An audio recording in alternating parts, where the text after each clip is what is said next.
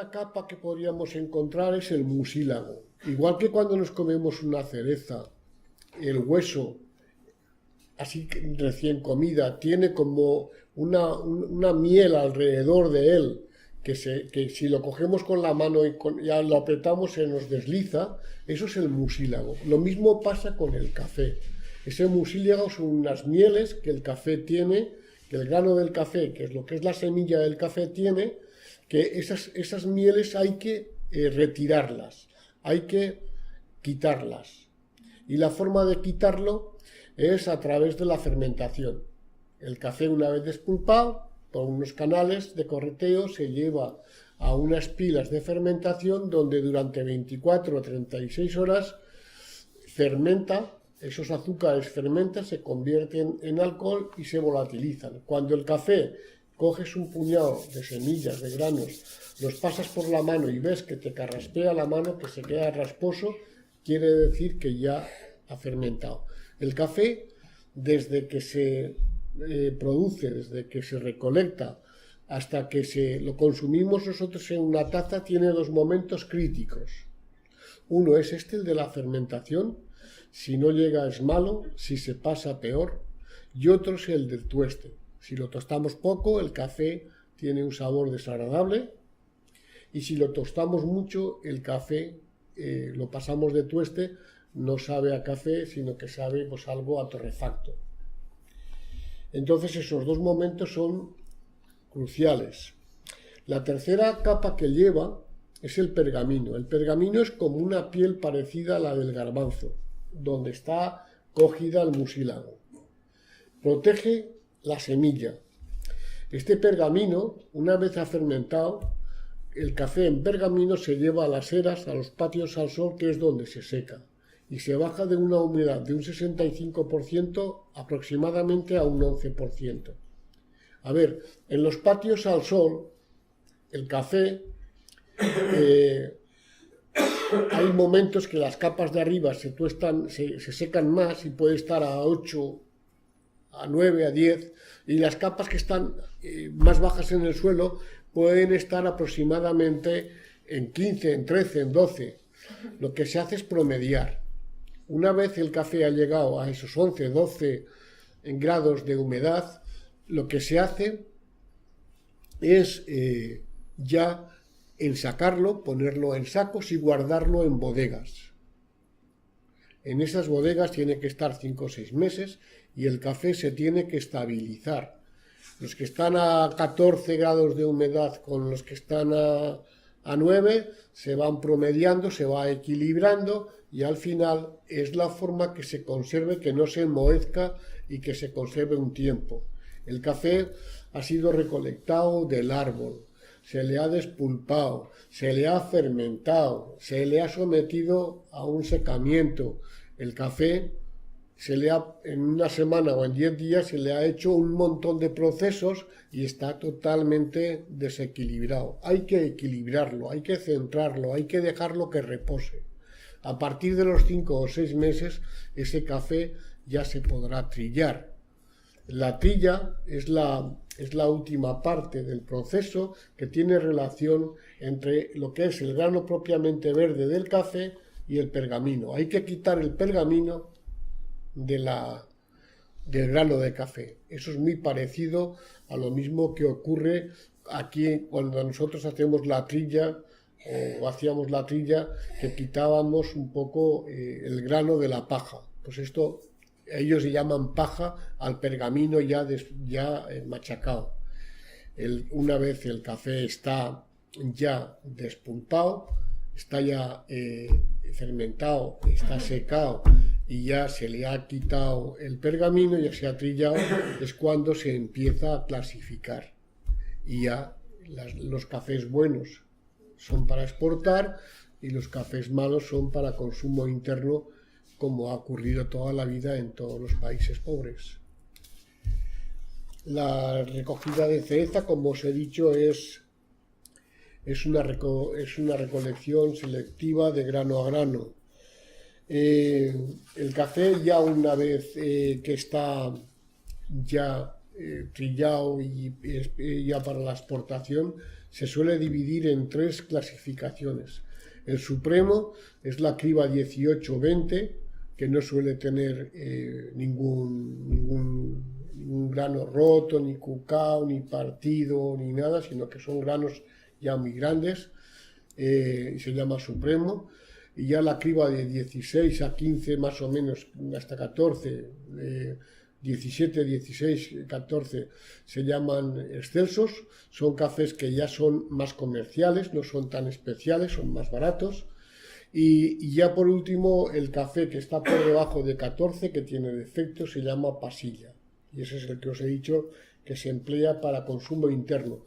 La mayoría de los países importantes como Colombia, Brasil, incluso Vietnam ha hecho ahora, tienen plantas liofilizadoras o para hacer soluble, que es lo que entendemos, lo que nosotros tenemos como soluble o lo más conocido que es Nescafé, pues ese producto, sea con cafeína o sea sin cafeína, lo sacan siempre de la pasilla, del café de baja calidad, porque ahí lo único que tienen que sacar es el café en sí, el extracto del café, la materia sólida.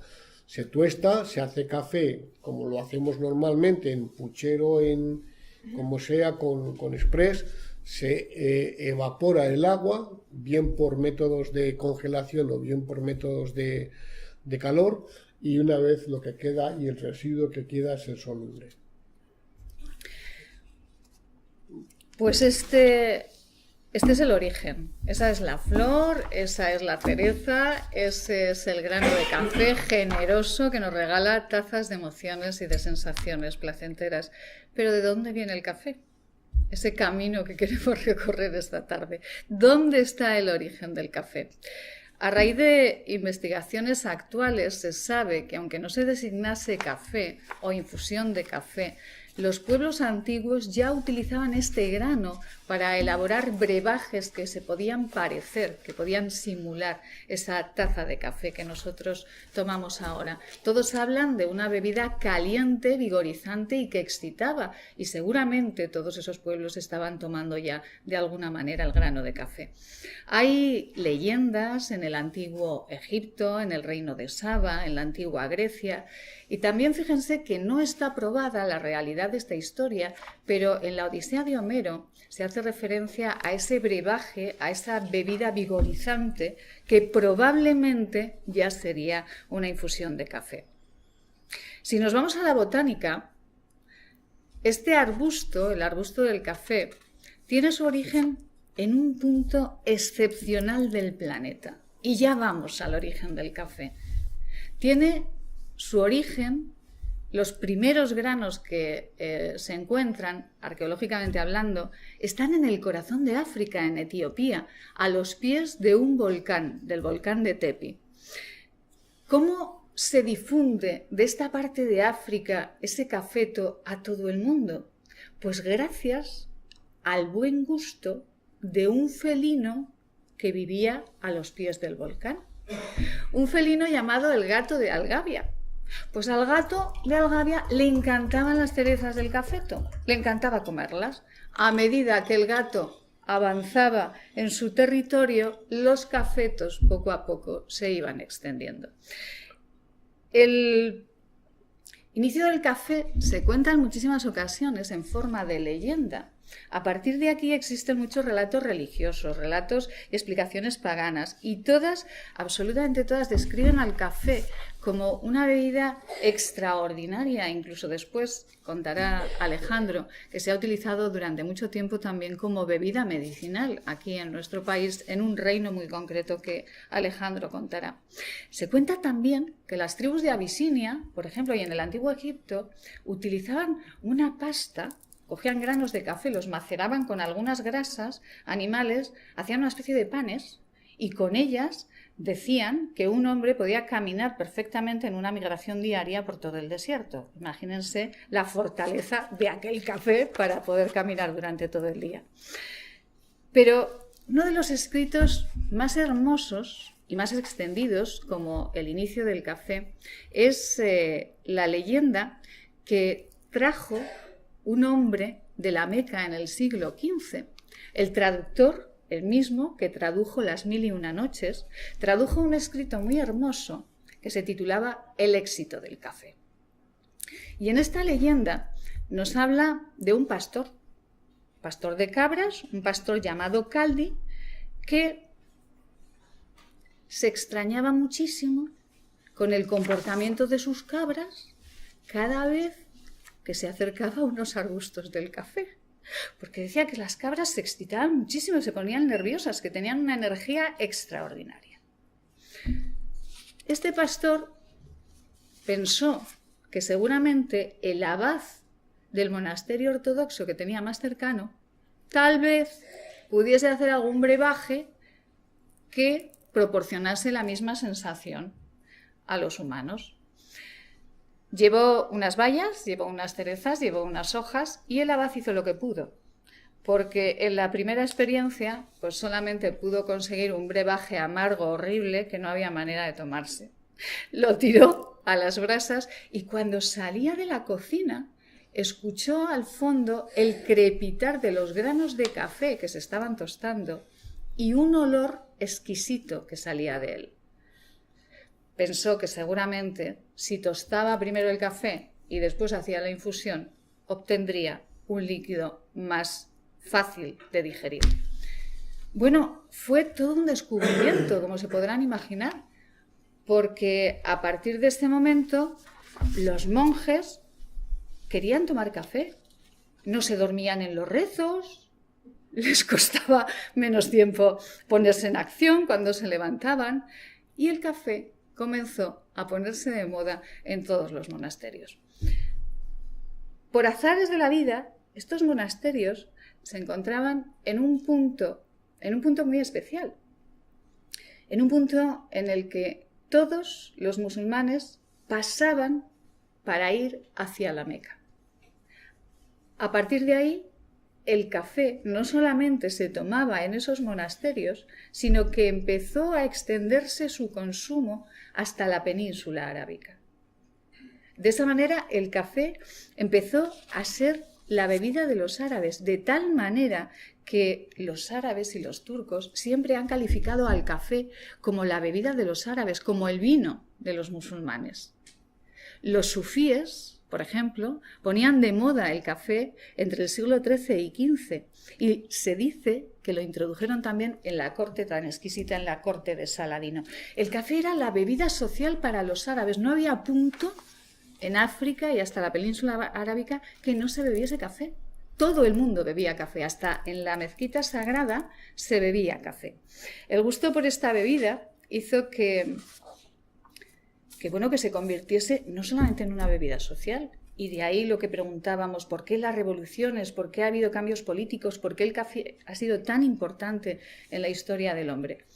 Pues porque ese café ya no solamente era una bebida social, sino que se dieron cuenta de que podía ser parte de la economía diaria de esas zonas. Empezaron a cultivar café en Yemen, primero en terrazas en los jardines y después en extensiones más grandes. Se convirtió en un producto que económicamente les rentaba muchísimo porque bebían absolutamente todos en aquel punto del planeta. Moca, que les sonará, el puerto de Moca y el puerto de Yemen se convirtieron en los puntos más importantes de exportación del café al resto del mundo. Durante muchísimo tiempo los árabes, se lo contará Alejandro, no dejaron que el café saliera vivo de la península arábica. No querían que saliese vivo, porque no querían que nadie más pudiese producir café, porque ellos tenían el control absoluto del café para el mundo. Y como cualquier moda, se extendió tanto, que empezó a causar problemas.